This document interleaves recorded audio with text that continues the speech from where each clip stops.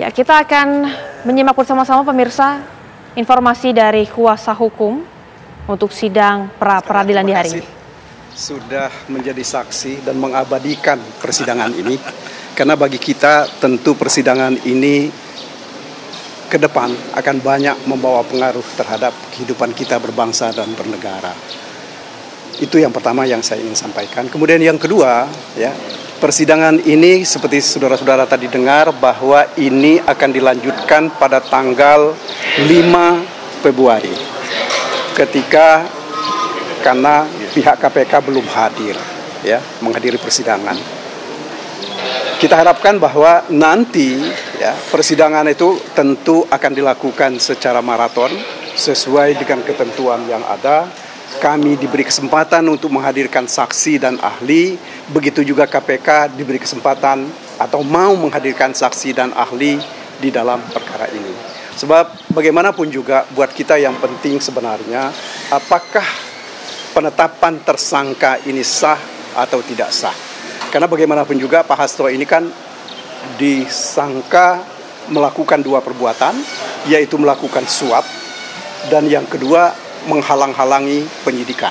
Nah, dalam permohonan pra-peradilan ini sebagai informasi awal perlu kami sampaikan, inilah yang kami persoalkan. Bukti permulaannya itu apa? Ada atau tidak? Karena menurut hemat kami, kalau kita bicara tentang bukti permulaan, maka bukti permulaan itu adalah bukti yang merupakan inti dari delik yang dipersangkakan. Jadi kalau misalnya suap, apakah ada keterangan atau ada saksi yang menerangkan dan ada buktinya bahwa Mas Hasto ini menyuap? Sudah ada putusan. Ya, sementara di dalam putusan perkara-perkara yang lalu tidak ada. Nah, ini yang pertama kami ingin tegaskan. Kemudian yang kedua, bahwa dia juga disangka melakukan perbuatan menghalang-halangi penyidikan. Nah, ini juga yang kami persoalkan. Di proses pra-peradilan ini, bukti permulaan menghalang-halangi penyidikan ini benar ada atau tidak. Ya, karena sebab bagaimanapun juga bagi kami, bagi kita semua, bukti permulaan ini sangat penting bagi penegakan hukum kita. Ya, jangan sampai orang ditetapkan menjadi tersangka karena ada asumsi. Ya, sebab keterangan-keterangan de auditu seharusnya tidak digunakan untuk menetapkan seseorang menjadi tersangka. Kira-kira seperti itu yang bisa saya sampaikan. Sekali lagi terima kasih atas kehadiran kawan-kawan semua. Terima kasih. Tadi disebutkan ada perbaikan, ini perbaikan apa? Ini sebenarnya perbaikan ini lebih pada perbaikan redaksional, ya. Tidak ada yang substansial dari perbaikan ini.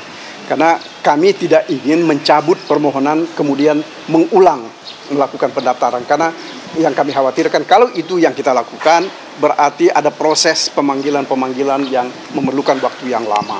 Jadi itulah sehingga kami tadi menyampaikan kepada ketua agar supaya diberikan izin untuk melakukan perbaikan, dan perbaikan ini tidak kami renvoy tetapi dengan memberikan bagian dari permohonan yang kami tunjuk bagian mana saja yang diperbaiki. Penegasan saja, ini kan posisi KPK tidak hadir, padahal kan teman-teman sudah mengajukan itu lewat sistem begitu. Apakah ada sikap KPK yang diragukan oleh teman-teman soal tidak hadir? Saya kira begini, kita jangan berprasangka buruk lah terhadap KPK. Mari kita hormati, mungkin mereka terlalu sibuk sehingga belum sempat hadir. Ya, mungkin juga mereka mempersiapkan bukti-bukti permulaan yang cukup untuk membantah dan menguatkan dalil-dalil mereka, ya. Saya kira begitu. Oke. Sip. Oke. Terima kasih ya semuanya. Sebentar ada apa? Saya tambah sedikit aja. Ini kita semua sedang disorot oleh publik. Pengadilan ya disorot oleh publik, KPK disorot oleh publik. Kita juga ya sebagai tim kuasa hukum Hasto Kristianto juga mendapat sorotan dari publik. Tidak salah kalau saya katakan bahwa kita ini dalam ujian untuk menegakkan hukum sesuai dengan asas due process of law, ya, sesuai dengan ya hati nurani kita. Ya. Nah, sekali lagi saya ingin tambahkan, kalau kita gagal, kalau kita tidak memenuhi semua ketentuan-ketentuan hukum yang berlaku dalam proses persidangan ini, ya yang diadili adalah kita gitu. Jadi jangan pengadilan itu diadili ya oleh publik. karena kegagalan atau kesalahan dalam penerapan hukum. Nah ini yang saya ingin katakan, karena ini test case gitu. Ini ujian bagi lembaga peradilan. Ini ujian bagi kita semua untuk betul-betul membuktikan kepada dunia, kepada publik, bahwa hukum bisa ditegakkan. Hukum bisa steril dari tekanan-tekanan politik yang ada. Ya, itu aja tambahannya. Makasih. Terima kasih. Terima kasih. Terima kasih. Terima kasih. Terima kasih. Terima kasih.